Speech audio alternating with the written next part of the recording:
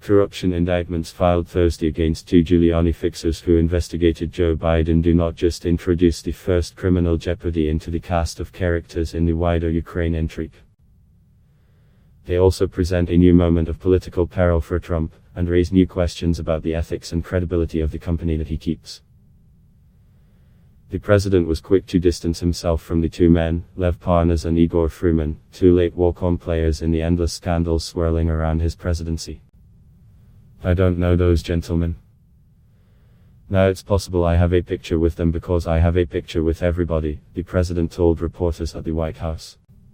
"I don't know them. I don't know about them. I don't know what they do, but I don't know, maybe they were clients of Rudy. You'd have to ask Rudy, I just don't know."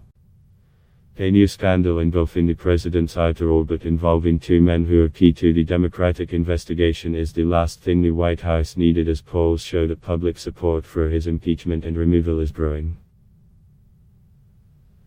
But Thursday's indictments also threaten to undermine the core argument that Trump and his closest aides, from Vice President Mike Pence to Secretary of State Mike Pompeo, have employed, given that the publicly available evidence of Trump's dealings with Ukraine seems so damning. The Trump team dismisses the notion that the president's pressure on Ukraine was what it appears to be from a transcript of his call to President Volodymyr Zelensky, an effort to dig up dirt on Biden, his possible 2020 election opponent, and a possible abuse of power. Rather, they argue, Trump had somehow developed an urge to stamp out corruption in Ukraine, a story that critics say is unlikely given his lack of interest in the topic prior to the Ukraine situation. It's going to be even harder now for his aides to sell this spin with a straight face, because at the very moment the president is complaining that the former vice president is up to his ears in graft in Kiev, two men acting on behalf of his personal lawyer have been accused of the very same offense. The reality may also put Giuliani's spot in Trump's inner circle, in that even as a second bombshell emerges about the president's bid to use his power to persuade ex-Secretary of State Rex Tillerson to help one of the former New York mayor's personal clients, another scheme that sources see dragged in the president. There may also be fears inside the White House that other activity by Giuliani that hasn't yet reported could emerge and become an even greater political liability for Trump, even if the president is not directly involved. There is also the risk that this episode will spur new Democratic investigations into Giuliani that could uncover new scandals about his behavior and cooperation with Trump. It really tightens the noose of scrutiny on Giuliani. "You just don't know where it is going to go with these folks," said Shanwar, a former federal prosecutor who is now a CNN legal analyst, referring to Parnas and Fruman. "They are likely to become cooperating witnesses. If they become cooperating witnesses, they could yield very valuable information about Giuliani as well as what impetus they had or direction from Trump himself."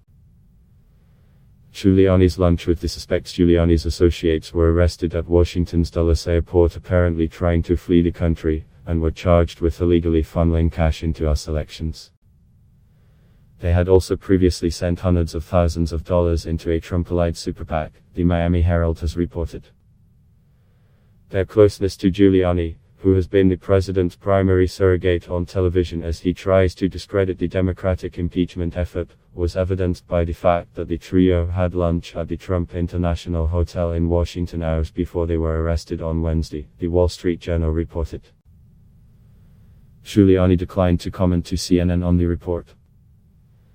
Giuliani has told CNN, however, that Parnas and Fruman introduced him to former and current Ukrainian officials who provided information that the former New York mayor claims is damaging to some of Trump's political enemies, including Biden.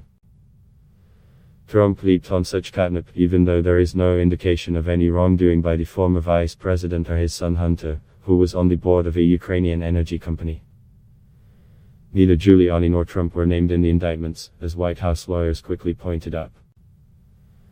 And Trump insisted he did not know either of the two men. Biden campaign, it tide is turning the broader picture of Trump, through his association with Giuliani, yet again being linked with shady political operators, is a gift for Democrats building a picture of presidential corruption. Biden is already exploiting Thursday's events. "The tide is turning," his campaign wrote in a fundraising pitch. These Trump allies who helped Rudy Giuliani try to smear Joe Biden in Ukraine will face a court of law, and the Trump administration is facing an impeachment inquiry.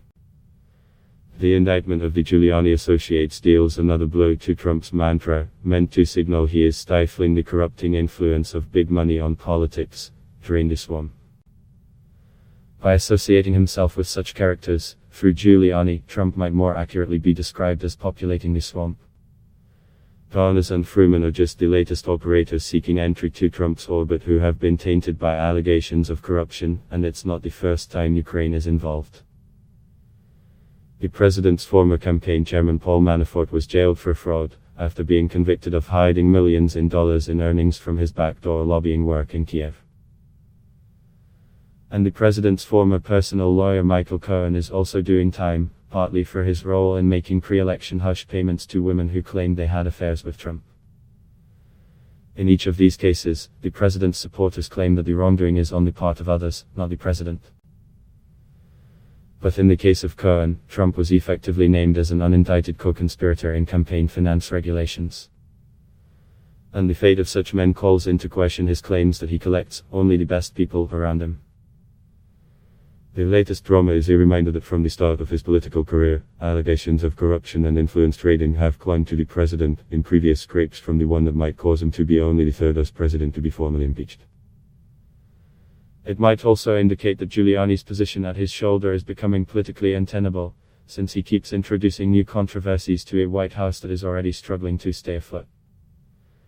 CNN reported Thursday on a separate episode that saw Giuliani use an Oval Office meeting with Trump in 2017 to press Tillerson to support a prisoner swap to resolve the Justice Department's prosecution of a Turkish businessman accused of violating Iran sanctions.